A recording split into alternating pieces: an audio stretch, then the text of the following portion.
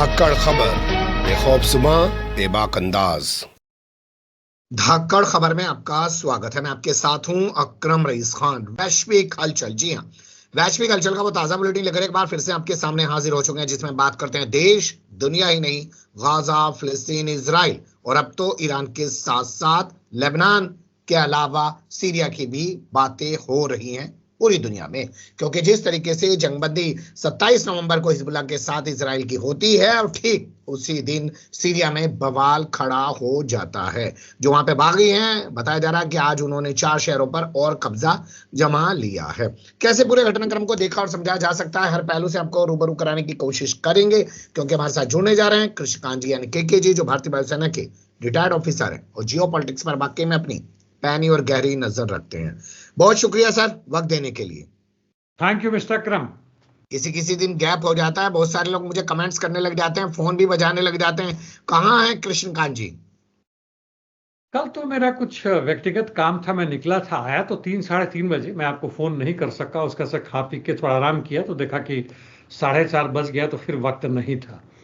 और लोग यदि देख रहे हैं तो जरूर आपका जो सुबह सुबह वाला होता है उसमें भी लोगों की नज़र है और महत्वपूर्ण है, लोगों को देखना चाहिए जिन्होंने सब्सक्राइब किया है या ना किया है। जी, परसों 2 दिन पहले की बात है, 2 मिलियन सब्सक्राइबर होने पे हमने एक छोटा सा एक लाइव किया और उसमें हमने अपना पूरा सेटअप दिखाया, अपनी टीम से रूबरू कराया।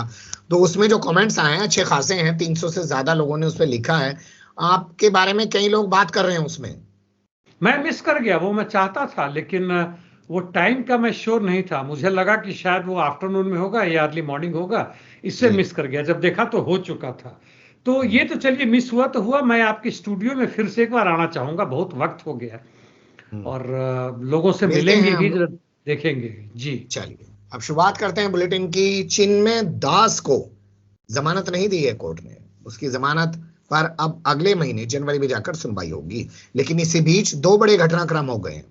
अगरतला घटनाक्रम को लेकर बांग्लादेश के विदेश मंत्रालय ने भारतीय जो उच्चायोग हैं, उच्चायुक्त हैं, उनको तलब कर लिया है। और इसी के साथ खबर यह भी आ रही है कि बांग्लादेश में भारतीय न्यूज चैनल्स को बैन करने के लिए कोर्ट में एक अर्जी डाल दी गई है। आप पूरे घटनाक्रम को कैसे देख रहे हैं सर? पूरी स्थिति जो है वह बदल रहा है। भारत के खिलाफ एक माहौल तैयार किया जा रहा है और उसका कारण है कि जो नई सत्ता आई है सरकार में, जिसने कब्जा किया हुआ बांग्लादेश में, वह अपना सोशल बेस बनाना चाहती है। सोशल बेस मतलब जनता के बीच में उसकी कुछ पकड़ हो, 10-20% हो, 25% हो, जो भी हो। जैसे भाजपा आरएसएस ने यहाँ हमारे देश में किया है, वह उनको बहुमत कहीं से भी नहीं, ना शुरुआत में था ना भी है। बाकी सबसे मिलके नंबर में भले ही वो बहुमत में आ गए, लेकिन संख्या के हिसाब से जाए, प्रतिशत जाए, तो वह 20% से भी कम है। एनडीए के साथ मिलजुला कर जो भी है 25-30 से 35% तक मैक्सिमम पहुंच पाती है। तो वह सोशल बेस और उनका सबसे बड़ा सोशल बेस बनाने का है। अभी तक उन्होंने वह स्थिति नहीं लाई है जो भारत में है, जो मुसलमानों के खिलाफ किया जा रहा है, यानी वहां पे हिंदुओं के खिलाफ करे, वह अभी खुलेआम वह चीज नहीं आया है। और उनका है, हम भारत वाले जो हैं वो पाकिस्तान को आंख दिखा रहे हैं, वह बांग्लादेशी भारत को आंख दिखा रहे हैं।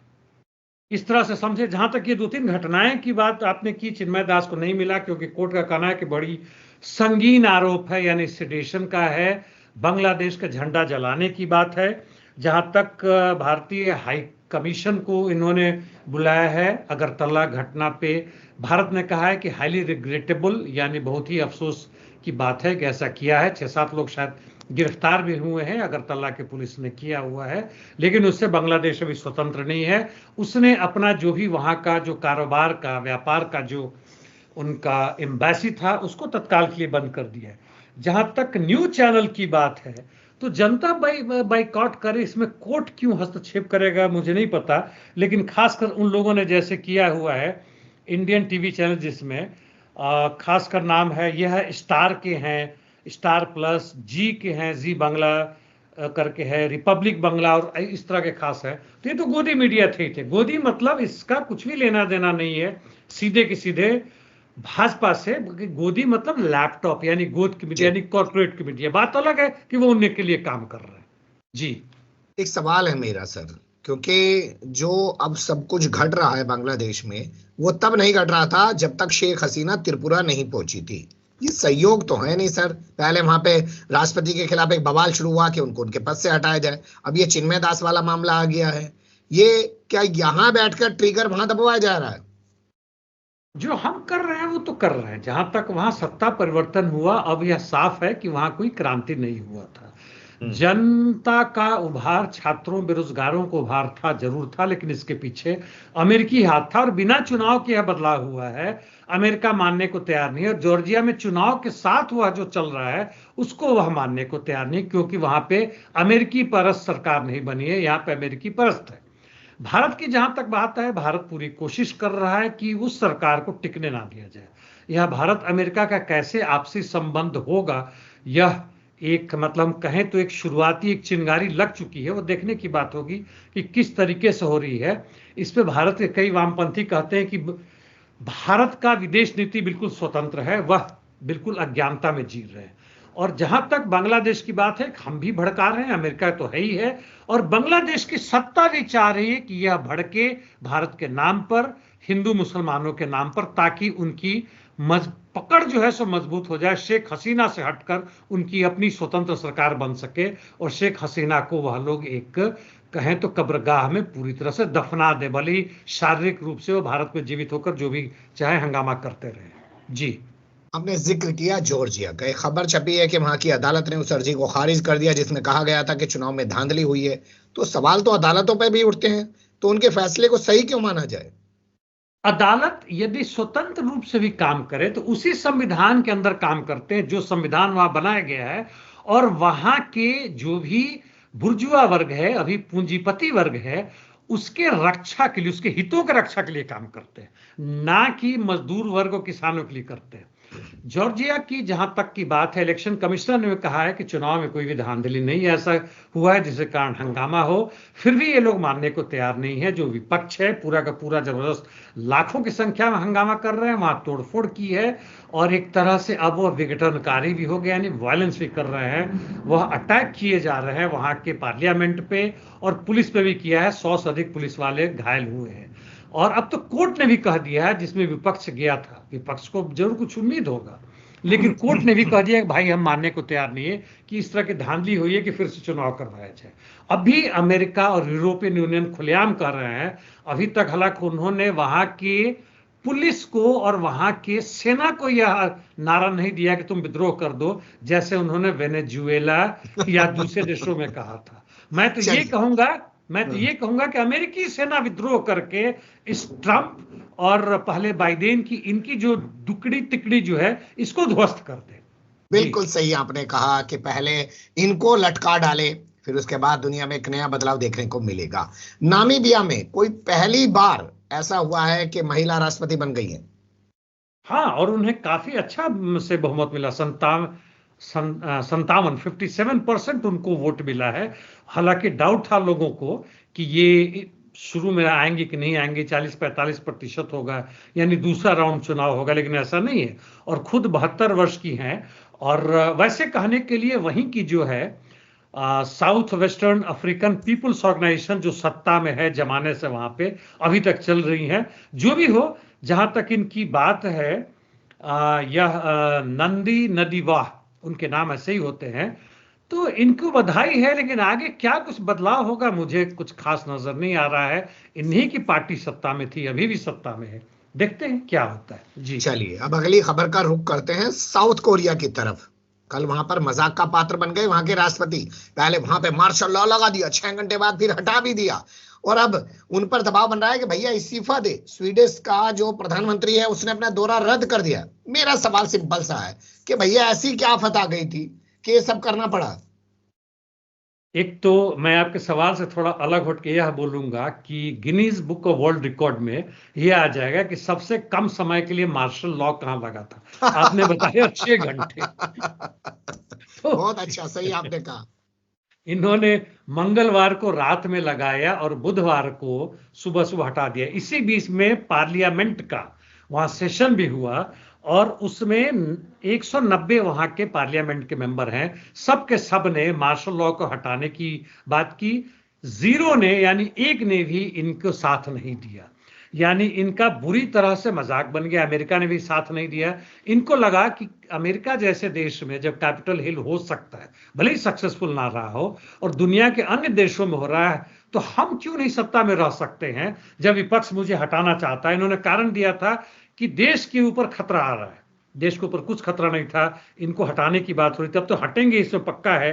नेचुरली स्वीडन वगैरह के जो आ रहे हैं उनको अब मना कर दे। ऐसी हालत में आने का क्या मतलब था, किससे बात करते। तो यह पूरे दुनिया में देखे तो इस तरह की चीजें हो रही हैं। केवल पूंजीवाद नहीं, जो पूंजीवादी सत्ता को बनाए रखने के जो चेहरे हैं वो अपना भी कायम करना चाहते हैं कि जैसे भी हम बने रहें। ये इनके इन प्रकार चुनाव में गड़बड़ी धांधली करे, मिलिट्री के द्वारा हो, दूसरे तरीके से हो, विपक्ष को खत्म करवा दें, अमेरिका के मदद से हो, लेकिन हम सत्ता में बने रहे। आखिर पूंजीवाद की ही रक्षा करनी है, उनकी चमचागिरी चापलूसी करनी, तो हम क्यों नहीं? हमसे बेहतर तुम थोड़ी हो। हमें भी कमीशन दो, हमें खाने पीने दो, जिए और जीने दो। जी। लेकिन ये तो कह रहे हैं कि उत्तर कोरिया के कुछ कम्युनिस्ट हैं वो यहाँ पर ज्यादा हस्तक्षेप कर रहे हैं, यानी उत्तर कोरिया की वजह से इनको ही राष्ट्रपति शासन लगाना पड़ा वहां पे।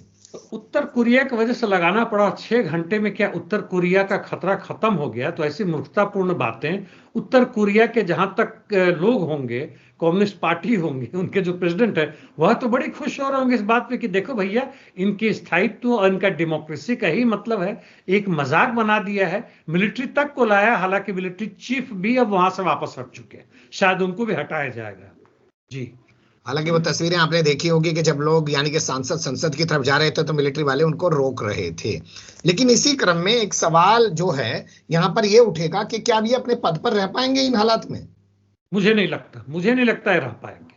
और वैसे तो इन्हें तुरंत इस्तीफा दे देना चाहिए, लेकिन तब तक टिकने की कोशिश करेंगे जब तक इनको हटाया ना जाए। यानी इनके अगेंस्ट में महाभियोग चलेगा और इनको हटाया जाएगा और ये हटेंगे। इनफैक्ट अमेरिका को भी नहीं मालूम था कि चीजें होने वाली है, और इसलिए अमेरिका भी इनसे नाराज हो चुका है। जी। दो तरीके की खबरें छपी हैं यूक्रेन जंग को लेकर। एक तरफ ये बताया जा रहा है कि यूरोपीय यूनियन को यूक्रेन जंग से बड़ा नुकसान हुआ है, बड़ा घाटा पहुंचा है। दूसरी तरफ कहा जा रहा है अपील करके जो यूएन के ईयू के नए चीफ बने हैं कि यूक्रेन की मदद करो।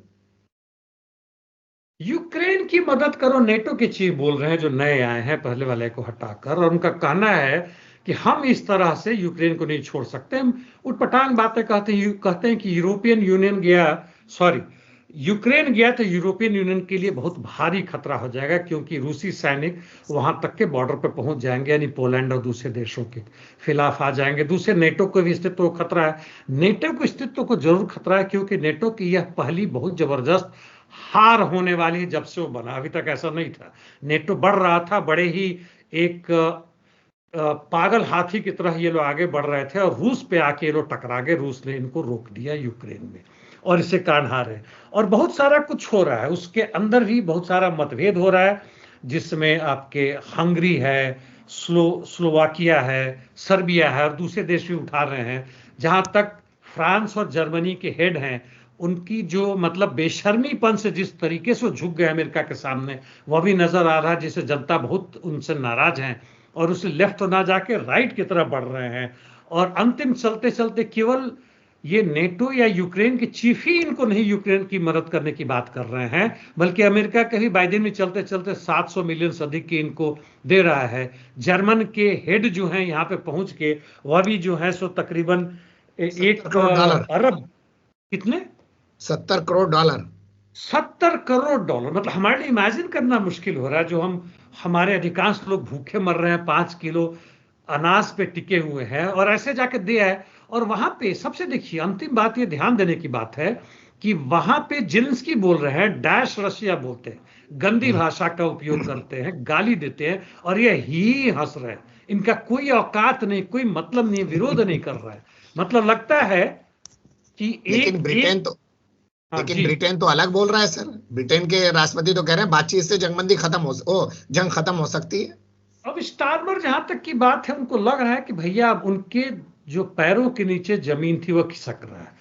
एक तरफ तो रशिया जीत ही रहा है, भले ही अमेरिका मदद ना करे या करे। दूसरी तरफ अमेरिका खुद भी इससे हटना चाहता है। अब ट्रंप आते हैं तो उनको पैसे चाहिए, तुम लड़ो या ना लड़ो, बिना लड़े ही पैसे मिल रहे हैं तो क्यों करे। और उनके सामने सबसे बड़ा दुश्मन चीन नजर आ रहा है, रूस नहीं है। तो इसलिए बेचारे मजबूरी में ये सब दोनों तरह की बातें बोले। लड़ाई अभी जारी रहे तो जितना आर्म्स अम्युनिशन ये बेच सकते हैं सबके सब बेचेंगे, यहां तक कि ये जो बंदा है वहां की अपने सैनिक भी भेजने को तैयार है यूक्रेन में लड़ने के लिए। जी बिल्कुल आप सही कह रहे हैं। कुर्स पर कब्जे की कोशिशें की जा रही हैं। ऐसा कोई ड्रोन गया है रूस में जिससे वहां की बत्ती गुल हो गई है कई इलाकों की। बहुत सारी खबरें इधर उधर की सब चल रही हैं। अब इन्हें छोड़ के बढ़ते हैं अमेरिका की खबरों की तरफ। पहला जो अपडेट है वो है बाइडेन के हवाले से, क्योंकि उन्होंने नरेंद्र मोदी जैसा कारनामा कर दिखाया। वो अंगोला पहुंच गए और इतिहास रच दिया कि वहां आज तक अमेरिका का कोई राष्ट्रपति पहुंचा ही नहीं था। ये इतिहास रचने की जरूरत क्यों पेश आई सर? ये इतिहास रचने की जरूरत इसलिए आई कि चलते चलते जिन्होंने इन्हें राष्ट्रपति बनाया था और पैसे दिए थे, और इस बार भी इनके पार्टी को बहुत सारे अरबों अरब डॉलर में पैसे दिए थे, उन्होंने रिक्वेस्ट किया कि भाई हमारा अस्तित्व अफ्रीका से खत्म हो रहा है। अभी 400 वर्ष के अपने काल में अफ्रीका के किसी भी देश में नहीं गए थे, तो उसका भी इतिहास है। ये इतिहास का वैसे कोई मायने नहीं है। जहां तक मानवीय इतिहास की बात है, उसके विकास की बात है, सब बेकार की चीज है, कोई अंतर नहीं पड़ता। और उसमें जहां तक देखें कि चाड में माली, बुर्किना फासो, नाइजर, सेनेगल से हर जगह से फ्रांसीसी और जो अमेरिकी सैनिक थे उनको भी भगा दिया गया। और उसमें जहां मौका मिल रहा है, यहां भी अंगोला में ये जो नए राष्ट्रपति वहां बने हैं, लॉरेंस जो हैं, अभी पिछले कुछ सालों से बने, उसके पहले जब से स्वतंत्र हुआ था यानी 1975 से लेके 2012-13 या 15-17 तक, 2017 तक ये अभी प्रो रशियन थे। ये लोग पहले यूएसएसआर और उसके बाद से प्रो रशिया थे, अब पहली बार प्रो अमेरिका बनाए थे। इनको लगा कि हमारे सैनिक जो है वहां से भगाए गए, क्यों नहीं अंगोला में किया जाए। और अंगोला पोर्ट से यह जो है एक चाइना की तरह BRI, belt and road initiative की तरह वहां से लंबी ट्रेन की वह चीजें बना रहे हैं, जो उनके बगल के देशों में जाम्बिया और वो जो भी वहां का है, वहां तक DRC भी है, डेमोक्रेटिक रिपब्लिक ऑफ क्या सी है, कॉन्गो, छोड़ दीजिए। कॉन्गो और जाम्बिया दोनों में जा रहा है। माइनिंग वहां का बहुत जबरदस्त भंडार है, वहां पर चांदी, अबरख वगैरह वगैरह सबका है, शायद लिथियम भी है। और ताकि वहां से पोर्ट है, यहां से अमेरिका जा सके। तो यह अरबों डॉलर का सवाल है। और इसलिए ने रिक्वेस्ट किया कि गुरु जा, तुम्हारा बेटा तो माफी होगा तो हम भी उसका कुछ 4-5% दे देंगे। और इसलिए यह बनियाओं के प्रतिनिधि बन के गए हैं, ना कि इतिहास बनाने गए। जी ठीक है, लेकिन यहाँ सवाल ये भी तो उठता है ना कि क्या चाइना का डर है? क्योंकि चाइना जिस तरीके से पैर पसारता जा रहा है, अभी शी जिनपिंग ने जैसे साउथ अफ्रीका के कई देशों का खुद दौरा किया है, ये उसके सामने जो है एक कदम है अमेरिका का? नहीं, बहुत सही सवाल है, जवाब हाँ है। वैसे भी देखिए तो चीन के राष्ट्रपति पहुंचे थे लैटिन अमेरिका में, जब मीटिंग चल रही थी, एशियन पैसिफिक की मीटिंग जो चल रही थी कोऑपरेशन की, उसमें पहुंचे थे। वहां भी उन्होंने BRI की स्थापना की और एक पोर्ट का उद्घाटन किया था। हमने उसकी बातें की है पेरू में या कहीं पे। तो अफ्रीका में चीन का जो पूंजी है भारी मात्रा में जा रहा है, छोटा मोटा नहीं, भारी मात्रा में जा रहा है, जिससे ट्रम्प भी डरे हुए। उन्होंने खुलेआम धमकी दे दी थी कि हमारे डॉलर हट गया तो हम छोड़ेंगे नहीं, हम तुम पे 100% टैक्स लगा देंगे। वह उसी का नतीजा है कि इसके पहले पूरे अफ्रीकी कॉन्टिनेंट में ये जाके वहां नामीबिया में बोले हैं कि अफ्रीका की शान है नामीबिया, और हम जो हैं पूरी मदद करेंगे वहां के प्रजातंत्र वगैरह के लिए। कोई प्रजातंत्र की बात नहीं, प्रजातंत्र को इन्होंने तो डुबा दिया, भसा दिया है। और नामीबिया भला कैसे हो गया? इसलिए कि अब सब जगह से इनका खत्म हो रहा है, तूती नहीं बोल रहा है, तो नामीबिया पहुंचे हुए हैं। और पूरे के पूरे अंगोला चीन और अंगोला अंगोला जी, अंगोला में जी, तो ये काम हुआ जी। ट्रंप द्वारा ब्रिक्स को लेकर दिए गए जवाब पर प्रतिक्रिया आई है चाइना की, क्या कहा है? हाँ, चाइना ने कहा कि ये सब गलत बातें कर रहे हैं। अमेरिका शुरू से ही डॉलर के थ्रू, जब से उसका आधिपत्य हुआ है, अपनी आर्थिक समस्याओं को दूर करने के लिए, जब भी वहां पे इस तरह के क्राइसिस आए हैं, शिथिलता आई है, उसको दूर करने के लिए, अपनी महंगाई बढ़ा तो उसको खत्म करने के लिए दुनिया के दूसरे देशों पर लाते हैं डॉलर के द्वारा, यानी छाप दिया करोड़ों अरबों में, और उसके थ्रू वहां के सामान सस्ते में ला रहे हैं। और अपनी यहाँ की जो क्राइसिस चल रहा है, इकोनॉमिक क्राइसिस, इन्फ्लेशन चल रहा है, उसको कंट्रोल में लाते हैं और पूरी दुनिया में इम्बैलेंस करते हैं। जहां तक कैपिटल की बात है, फिनांस कैपिटल, वहां चाइना अपना खुद भी देख रहा है कि भैया क्या क्या नहीं। तो वो कह रहे हैं कि ब्रिक्स जो है सो बड़ी शांतिपूर्वक सह अस्तित्व के साथ प्रजातांत्रिक तरीके से पूरी दुनिया भर में एक बराबरी का ट्रेड हो, उसके लिए जा रहा है। ट्रेड कभी भी बराबरी का नहीं होता है, इस पर हम फिर कभी बात करेंगे। यह लड़ाई चल रहा है कि कौन अधिक मुनाफा ले। चोरों के बीच में यह समझौता यदि होता है कि 50-50 या 40-60 कर ले, वह क्षणिक होता है, परमानेंट नहीं होता है। जी चलिए, वैसे आपने एक स्टेटमेंट भी पढ़ा होगा जो आज छपा है भारत के हवाले से कि सीमा विवाद खत्म हो गया चाइना के साथ हमारा, अब हम धंधा बढ़ाएंगे। धंधा रुक कहाँ रहा था। खैर, अब रुक करते हैं गाजा से जुड़ी खबरों का। और यहाँ जो पहला अपडेट है वो सीरिया से हम लेना चाहते हैं। खबरें चल रही हैं कि एसटीएस ने 4 और शहरों पर कब्जा कर लिया है। क्या ईरान और रूस कोई मदद नहीं कर पा रहे हैं बशर अल असद की? ईरान और रूस पूरी मदद कर रहे हैं। रशिया का लिमिटेशन है, जो पैक्ट हुआ है उसमें सेल्फ डिफेंस तक लिमिट है, बाहर से आक्रमण पर नहीं। हालांकि वहां का जो भी इस तरह के टेररिस्ट ऑर्गेनाइजेशन है, टेररिस्ट ऑर्गेनाइजेशन में भी कई हैं जो आपस में मिलकर भी लड़ रहे हैं। एक तो मैंने जो कहा था एसटीएस है, हयात अल तहरीर शाम। हाँ, शाम, ये जो है ये स्वतंत्र रूप से है। पहले कभी साथ में मिलकर करता था, लेकिन अब इंडिपेंडेंट रूप से कर रहा है आईएसआईएस से, और ज्यादा ही सख्त और कठोर है अपने नियमों में। दूसरे एक टर्की की तरफ से भी है, तीसरे अमेरिका की तरफ से भी है, चौथे कुर्दिस्तान की तरफ से भी है। कुर्दिस्तान हालांकि अभी संभवतः सीरिया के साथ मिलकर कर रहा है, क्योंकि सीरिया के नॉर्थ ईस्ट और नॉर्थ वेस्ट में लड़ रहा था। और कल परसों तक ऐसा लगा था कि इनका बढ़ना रुक गया है, लेकिन फिर से इनकी बढ़त जारी है और इनको फोर्स मिल रहा है। बल्कि हम कहें तो इन्होंने इस तरह की हद कर दी है कि जहां पर इन्होंने कब्जा किया है जिस क्षेत्र में, ध्यान दीजिए इस पे, कि वहां पर जो इनका सिम कार्ड चलता था वो नेचुरली सीरिया का था। इनका मॉनेटरी सिस्टम यानी वहां का जो रुपया या डॉलर जो था वह सीरिया का चलता था, वो उन्होंने बंद करके और उन्होंने वहां का टर्की का करना शुरू किया। यानी तुर्की का अब सिम चलेगा, वहां भी बांट दिया। जिस क्षेत्र में यहां पहुंचे हुए हैं एलेप्पो वगैरह में, अब आधा एलेप्पो में दूसरा सिम चलेगा, उस सिम से कांटेक्ट नहीं होगा। यानी उसमें परिवारों को तोड़ दिया, वो कर दिया। लेकिन जहां तक ईरान की बात है, वो पूरी कोशिश कर रहा है। ईरान के विदेश मंत्री तो खैर सीरिया होते हुए तुर्की भी पहुंचे, और रशिया भी पूरी कोशिश कर रहा है कि इसका जिस तरीके से हो, चाहे डिप्लोमेसी तरीके से हो, मिलिट्री तरीके से हो, इसको खत्म किया जाए। और जो ताकत बढ़ी है इन टेररिस्ट ऑर्गेनाइजेशंस की, जो मिलकर एक साथ लड़ रहे हैं सीरिया के अगेंस्ट में, पूरी कोशिश। एक झटका जरूर लगा था, 4-5 दिन हो गए। अब झटका से उबरने के साथ ही वह विपक्षी ज्यादा दिन तक टिक नहीं पाएंगे, क्योंकि वह एक रेगुलर कोहेसिव आर्मी नहीं है। पहला कारण, टुकड़ों में जहां तहां दूसरों करके हैं, उनका एक यूनिफाइड कमांड नहीं है। आर्म्स एंड एम्युनिशन, हालांकि जो अमेरिकी है वह इराक से सटे हुए, उन्होंने आर्टिलरी सपोर्ट दिया था कि भाई तुम जाओ कब्जा करो, लेकिन आगे नहीं बढ़ पाए। तो यह मेरे हिसाब से अगले 3-4 दिनों में स्थिति ज्यादा स्पष्ट होगी। हमारे पास पूरा क्लियर वहां का डेटा भी नहीं आ पा रहा, इंफॉर्मेशन भी नहीं आ पा रहा। हालांकि मैं नजर रखे हुए उस पर देख रहा हूं।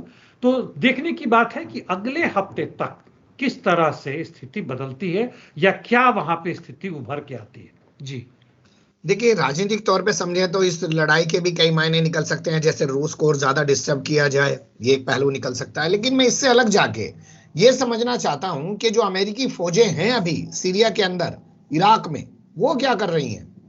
वो अभी सीधे के सीधे नहीं है। उन्होंने आर्टिलरी सपोर्ट किया था। उनकी फौज इतनी ज्यादा नहीं है कि उसमें वो डायरेक्ट इंटरवीन कर सके। 2000 के आसपास है, और उस पैक्ट में नहीं आता है कि वह इराक से निकलकर या सीरिया में जो है, जो तेल लूटने के लिए है, इस तरह की चीजों में शामिल हो। अप्रत्यक्ष रूप से तो पूरी मदद कर रहे हैं।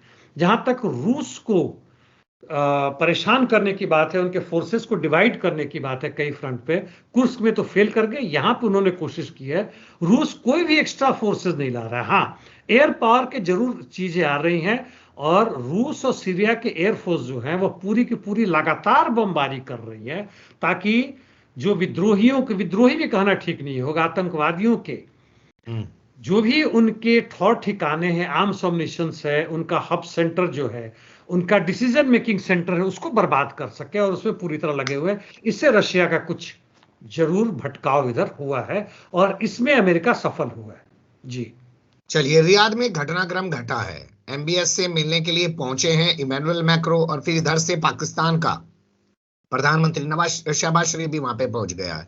ये लोग क्या मीटिंग कर रहे हैं, इसको लेकर बहुत सारी खबरें छपी हैं कि व्यापारिक इनके कोई समझौते हो रहे हैं। लेकिन मुझे जो लगता है सर, कि लेबनान में जैसे फ्रांस ने जंगबंदी कराई, तो लेबनान के बाद अब क्या गाजा में भी फ्रांस अपने सेहरा बांधना चाहता है अपने सिर पर? जहां तक इसकी बात है, लेबनान की बात है, फ्रांस खुश हो रहा होगा जरूर कि मैक्रोन को कुछ सफलता मिली अफ्रीका में बुरी तरह हार के बाद से, यूक्रेन में हार के बाद से, और अपने यहाँ खुद इनकी जहां तक पॉपुलैरिटी रेट है वो बुरी तरह से फिर गिरा हुआ है। बाइडेन की तरफ 30-35% है, उससे भी कम नीचे जा रहा है। दोनों जर्मनी फ्रांस हर जगह ये बुरी तरह हार खा रहे हैं। जहां तक सऊदी अरेबिया की बात है, एमबीएस पूरी कोशिश कर रहे हैं कि वह जो है कहीं ना कहीं से ईरान को पीछे छोड़े या तुर्की को पीछे छोड़ के इन तीनों के बीच में जो अंदरूनी संघर्ष चल रहा है कि इस एरिया के हम मालिक बने, हम इसके हीरो बने, उस क्षेत्र में कोशिश कर रहे हैं। लेकिन इनका भंडाफोड़ हो चुका है और इसीलिए फ्रांस भी अपनी डूबती नैया को बचाने के लिए इनके साथ मिल कर रहा है। और इनका प्लान है कि जून 2025 में ये करेंगे। यानी आप सोच सकते हैं कि वहां इस तरह का जनसंहार चल रहा है।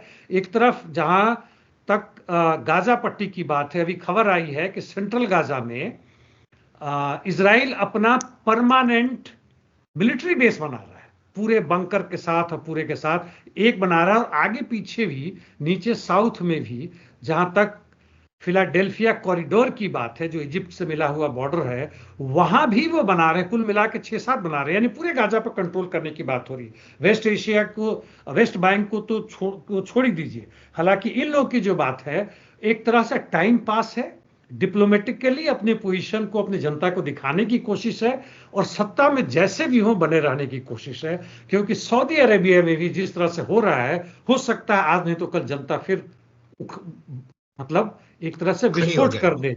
जी, लेबनान में लग रहा था कि जंगबंदी हो चुकी है, लेकिन जो पिछले 2 दिनों के दौरान हालात बने हैं, हिजबुल्लाह भी हमले कर रहा है और ये तो कर ही रहे हैं, तो मुझे लगता है जंग फिर शुरू होगी।